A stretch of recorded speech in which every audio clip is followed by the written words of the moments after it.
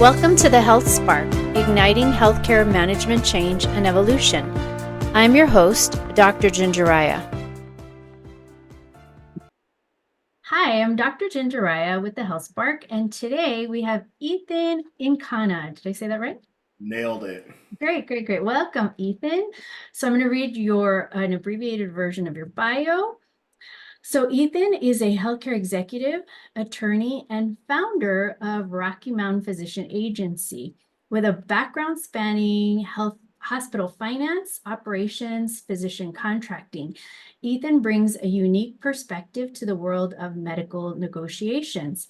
After earning both his JD and MBA, Ethan set out to level the playing field for physicians navigating complex contracts with much like sports agents advocating for athletes. His mission is clear: to help doctors earn what they deserve by combining expert negotiations with salary data hospital use. So welcome, Ethan. Thank you for having me, Dr. Ginger. I am excited to be here with you. Yeah, thank you.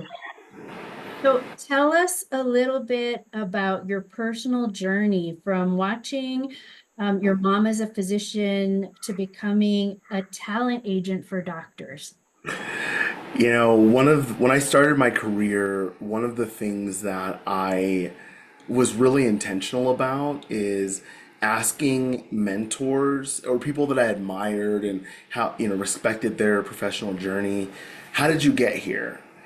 And I would leave so many of those conversations disappointed, sometimes frustrated, because they would say, I just fell into it.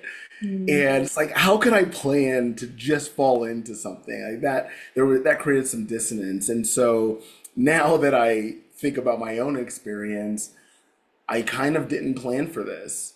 So my mother, being a physician, encouraged me throughout high school and even before that, Ethan, get into medicine, you'll always have a job. What she didn't realize was I'm not smart enough to be a physician. And so I actually went the administrative route in hospitals and worked as a hospital executive for 100 years back in the day. And in that job, I did everything under the sun, from physician contracts, of course, hospital strategy, finance, HR, operations, you name it, I did it or I shadowed it. Mm. What I didn't plan for was in 2019, I got laid off with no notice.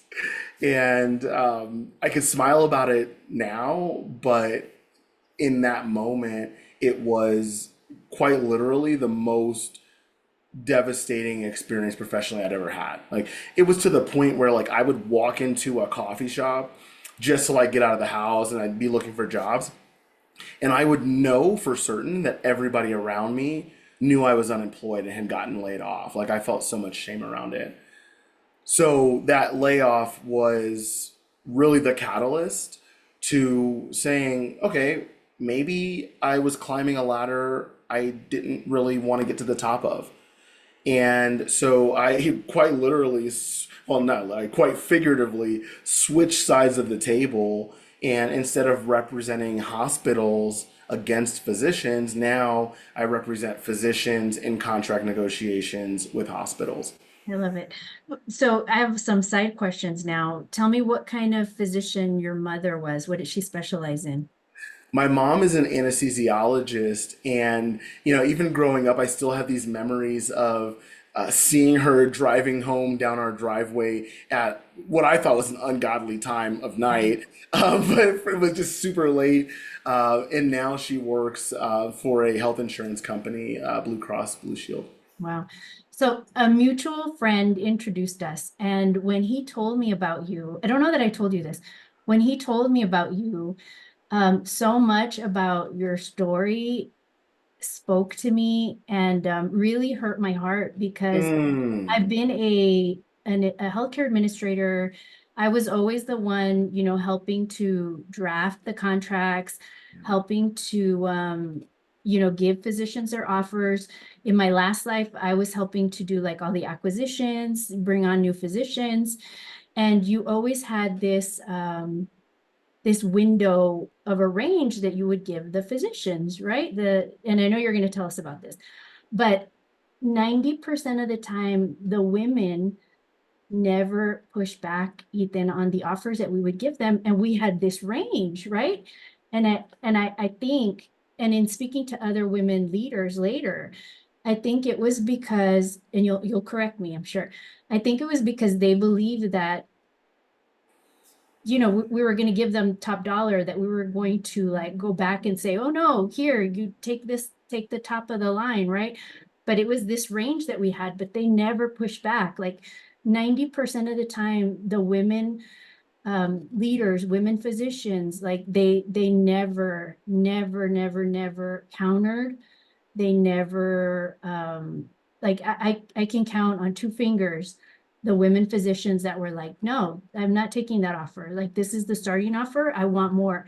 They never had anybody um with them at the table. They never had anybody saying, no, this is what I'm worth. Like, this may be fair market value, but this is the top of the fair market value, right? They never, and it used to break my heart. And the men always said, absolutely not. This, I need more. So it used to break my heart, Ethan. So take it away. Well, actually, let's dig into that a little bit.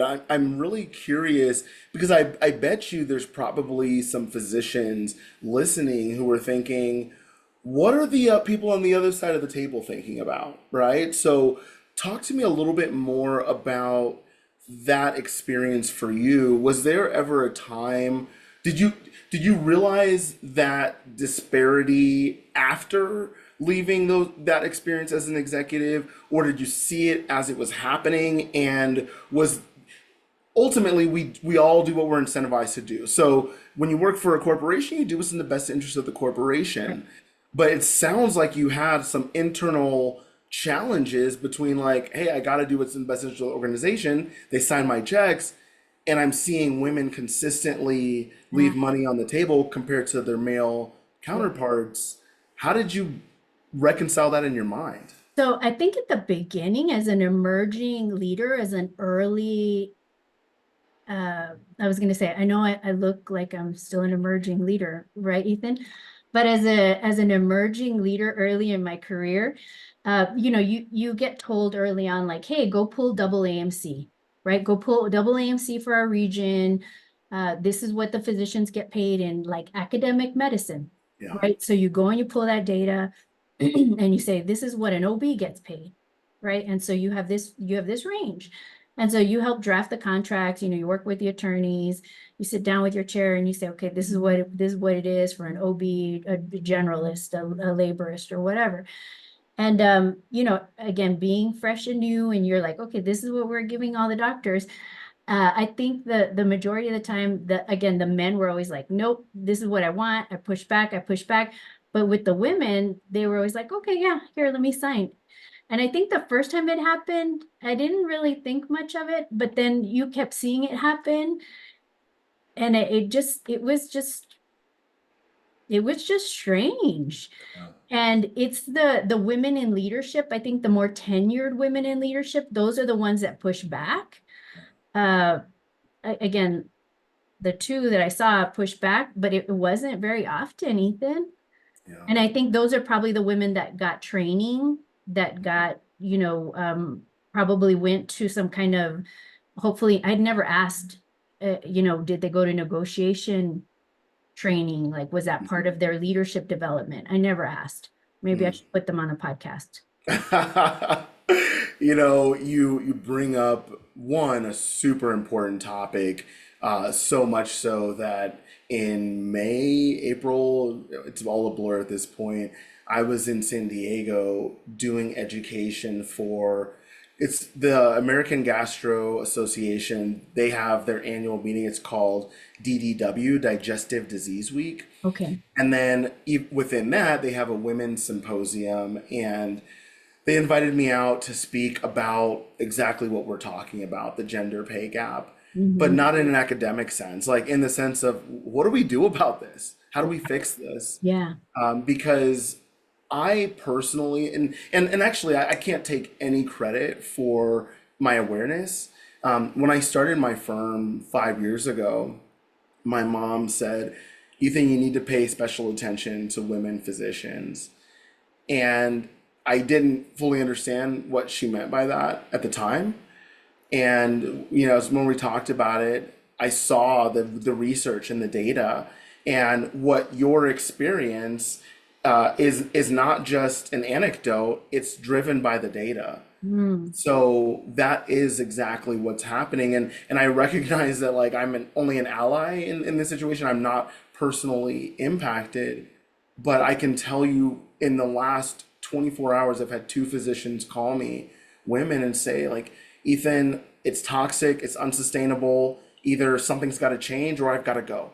Like I can't do this anymore. But I don't. And then there's this like almost apologetic, but I don't want to push too hard. yeah. Push too hard. Are you gonna fight somebody? It's a conversation, Right. right? Like, and there's this, but I to going back to your point, right? I don't want to trivialize this. I Sure. do think there's this kind of like fear of burning bridges, Sure. or I don't want to get into a shouting match, or I don't want them to be mad at me. Right.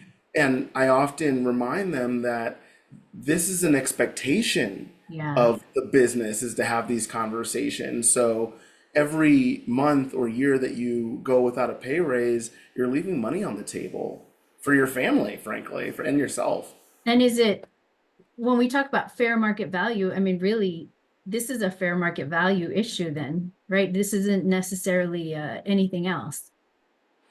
When I was on the hospital side, we used you just talked about AAMC. Mhm. We were nonprofit, faith-based. We used MGMA, Right. Medical Group Management Management. Association. Mhm.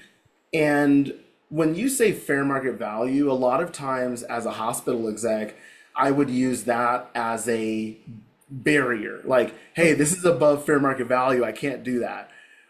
But what you and I know as hospital execs is that fair market value Right. isn't a number, it's a range, Right. right? So depending on what you might use, MGMA being one, Right. there's the 25th percentile, there's the median, there's the 90th Right. percentile. So hospitals will then say, well, our policy isn't to pay above the 25th percentile. Right. Our policy isn't to pay above the median. And so physicians confuse that with it's illegal for them to pay me more. Can I tell a quick story? Yeah, please. Okay, so this just happened the last 3 months, and as it was happening, I felt like I was watching a movie. So I'm so glad that we're talking about this.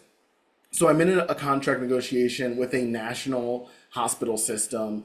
My clients are seven women physicians who are owners in this practice. They have a service agreement with the hospital, so that's what I'm helping negotiate. Right. So we came in, and immediately they said, "Oh, sure, we'll give them a raise. Here's $400,000 for the group." And the doctor said, "Oh, that's pretty nice." And I said, that seems a little fishy. If they're offering you 400,000 without any pressure, Yeah. there's more, like in my experience, right? Yeah. So I encouraged the doctor and said, "This is a nice start, but let's be patient and see what else we can get." Hmm. So went back to the hospital to the CEO, and he said, "Ethan, it's illegal for me to pay them $1 more because of that F word, FMV, right? Stark anti-kickback, but Yeah. FMV being the foundation." Months went by, meeting after meeting. He brought on his big wigs from home office. Hmm. And at some point, just became a game to me. And Right. I said, "Okay, Mr. CEO, so you're telling me if you pay them one penny more Right. per RVU, that's illegal." And Right. he looked me in the eye, Right. Dr. Ginger, the Yeah. same way I'm looking you in the eye, and he Yeah. said, "Yes, that would be illegal." Right. And fast forward, ended up getting another $200,000 on top. So, they got a massive pay raise. Yeah. But for months, this guy looked me in the eye and said, "Ethan, we cannot pay them $1 more." And a new And part valuation. of my job is to help physicians stay focused on the treatment plan. Hmm. We have, I often say, physicians will say, like, "Well, I'm a really good doctor. Can I ask them for a pay raise and they'll pay me more?" Sure, you can try, but that's like, trying to lose weight by just exercising and not eating right. Right. right? Like you have to do both in order to accomplish the goal. And so in this case, not only do you have to speak up, but you have to be willing to look at your options. And so ultimately, with this group, when we brought in options and said, hey, we have evidence that the market from your competitors is higher. If we can't further the conversation, then we might need to look at putting in without cause termination. No harm, no foul, but we need to make sure that the doctors are in the best deal for their long-term future. I love it. So of course, well, hold on a second, we can find, and then all of a sudden, fair market value, what happened to it? Well, now it's something else, Yeah. right? So I give that story to like encourage physicians. You will hit your head against the wall the first time, and maybe the second time, maybe the third time. You must stay disciplined, Mm, have leverage, and be willing to look at options in order to get fair pay. I love it, Ethan. Okay. So maybe we just blew through question two, but I don't know. What inspired you to start Rocky Mountain Physician Agency? Did we technically go through that? I think we did, and Okay. one of the things I was talking about on a call earlier this morning is like I love basketball. I coach basketball in my free time, high school basketball in my free time. I watch basketball all the time, and when I got laid off in August of 19, immediately I had this idea of, and I called my mom, literally yelling into the phone, "Why don't doctors have agents like professional athletes?" And that was the genesis. And I started, jotting down in basketball, this is what happened. Here's the owner, the GM, the player, but the only person missing is the agent. There's Mm, no agent on the medical side, even though everything else is the same. And so that really was the catalyst to launching this through the lens of a sports agency. mm. And I always like to think when these, I don't, now you can't call it a terrible thing, but when these terrible things happen that we fail forward, right? Mm. Power through it and you fail forward and look where you landed, Ethan. Dr. Ginger, I do not in any way want to mislead you or anybody else listening. It was a terrible time. Sure. It was a terrible time. And someone, and so now I just put so much energy into other people who are going through that. I have so Mhm. much empathy because Yeah. even through my like very like I was in a relationship with my girlfriend, now wife at the time. She was super supportive. Yeah. Uh, but there still was just that I didn't even know who I was. So anyone who's listening needs to know that there were people who told me, Ethan, it's going to be okay. Yeah. And I didn't believe them. And now 5 years later, okay, cool. I can look back and say like, oh yeah, it didn't work out okay. I just like I planned it. But I didn't plan this. Like it sucked for a really long time and it was really hard. And I didn't know that I would ever get to have this conversation with you at this point. Yeah. Well, you're doing great. Okay, so question number three. You often talk about leveling the playing field for physicians. Where do you find the biggest opportunity for innovation in physician advocacy right now? Ooh, innovation. I love that. In my view, it's really democratizing information in terms of how physicians can advocate for themselves. So one of the things, and uh, I'm probably going to work myself out of a job because of this, but I am really energized about educating physicians on here's what you can do to do this yourself, Like, right? My work is not clinical. I'm not doing surgery. I'm not the only person who can do this work. You can do it yourselves. My job is to help destigmatize some of that uncertainty, fear, like you will feel a little bit selfish and you will feel a little bit greedy. It's always funny to see physicians squirm when I say like, well, how much would you think is fair? Well, I don't, they almost shrink. Like, well, I don't know. I mean, just maybe a couple bucks, like just cost of living. It's like, but the layperson might look at physicians and say like, oh, they have egos and blah, blah, blah. It's like, yeah, they have egos, but not about the things that you think they do. It's not about how much money they make. And generally, it's not about how smart they are.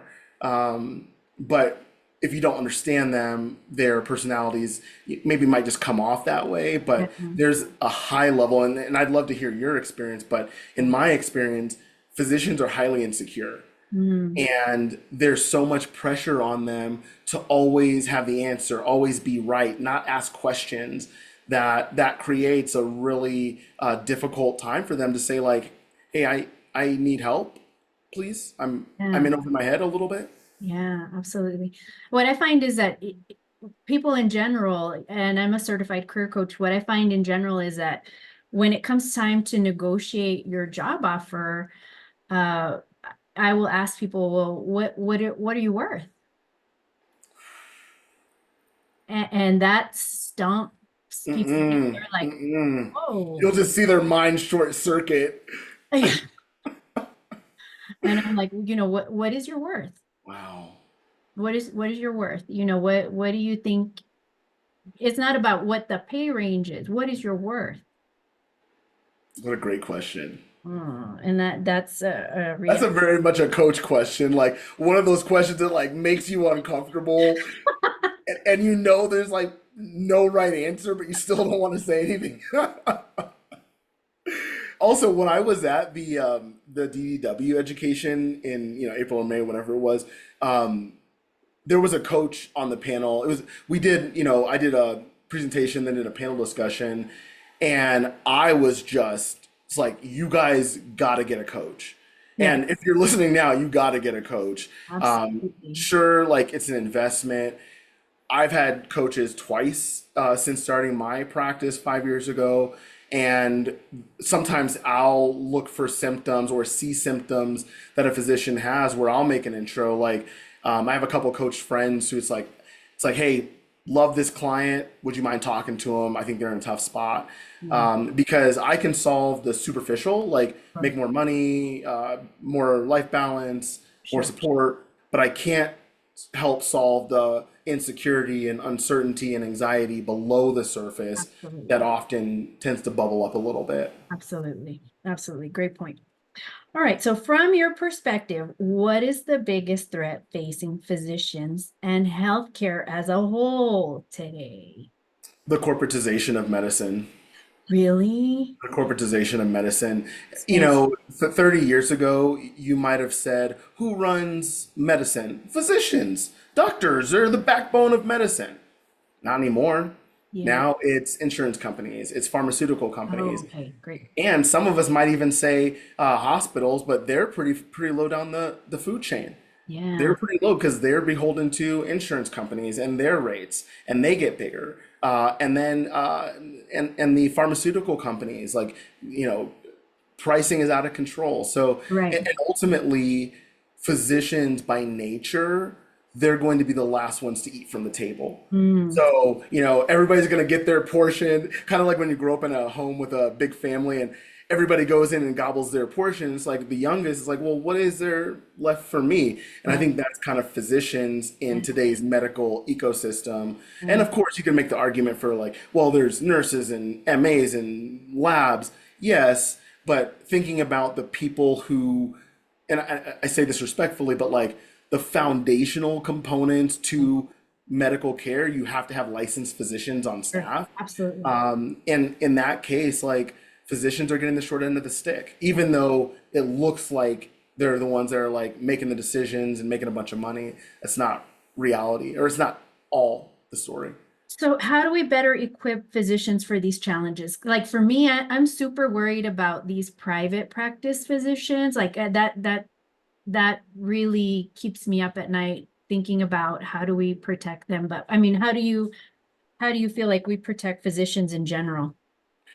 You're doing it already. You're doing it through your work as a coach. There's no doubt about that. I think from the physician perspective, I often tell them, talk about it. Talk about it. Whether you talk about it to your colleagues, whether you talk about it to your priest, whether you talk about it to your coach, talk about it. Okay. You must talk about what's going on because if you don't talk about it and just suffer in silence, the likely outcome is patients are going to get worse care because you're not at your best self, And God forbid you might burn out and end up leaving medicine altogether. And then who pays for that? The patients, right? The patients who don't have access to your care.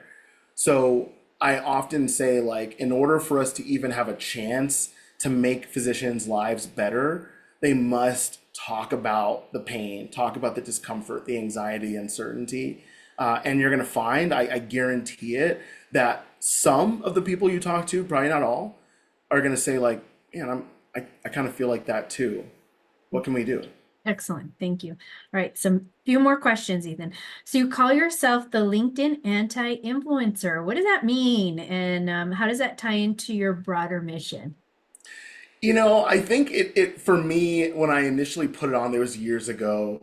I initially put it on there out of a sentiment of just leaning into authenticity.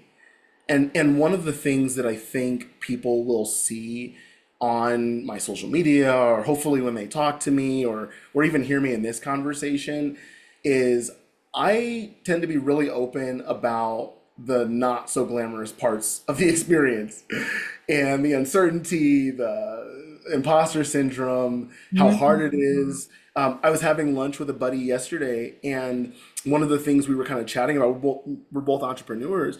It's like there's certain things that, like, you can't talk about to someone who doesn't quite understand the experience, right? And so I want for people to know, like, I'm not just putting content out there to, and I tell my assistant this all the time, who partners with me on my socials. I'm not trying to be an influencer. I don't want to be. I don't want to hack the algorithms. I don't want to be influential. I want people to feel seen.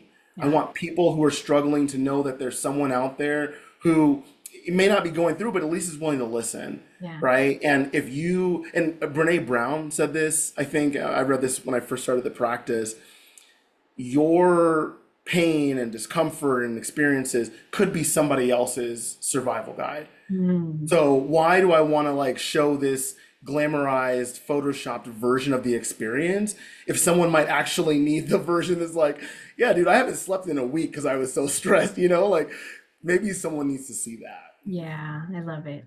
I love it. All right. So how do people find you right now, Ethan? How are physicians finding you right now? How do we get to you? I'd say the big thing that we are focused and intentional on right now is brand awareness on socials. Okay. So YouTube for sure. We've got a ton of content coming out every Thursday and Saturday on a weekly basis. It's Wow. at Physician Agency. We also, again, I want to democratize the information and the tips and tools. So we also share a ton of educational resources on our LinkedIn, which is my first and last name. Last name is Nkana. Mhm. And then on our Instagram at Physician Agency. And then also, like, I love talking to people. So if you want to just call me, it's 720-471-0059. Even if you're not a physician, if you think about physicians, work with physicians, I'd love to talk to you because I love talking about physicians. Awesome, awesome. Well, thanks so much, Ethan, for your time and for sharing with us some of the inequities that are happening right now with negotiations and salaries and some of the verbiage that is being misconstrued to kind of keep people, I don't want to say in the dark, but that keep people from really getting the fairest offer, should we say? Yeah, exactly. That's The exactly. fairest offer. And I do think that there's a lot more that we could be doing to create transparency around how we see those dollars and that there could be a lot more there. And I think thank you so much for doing what you're doing and for helping people to make sure that they have that data and that transparency. So thanks again, Ethan, for joining us. Yeah, thank you for creating this platform, Dr. Ginger. This has been phenomenal. Thank you so much.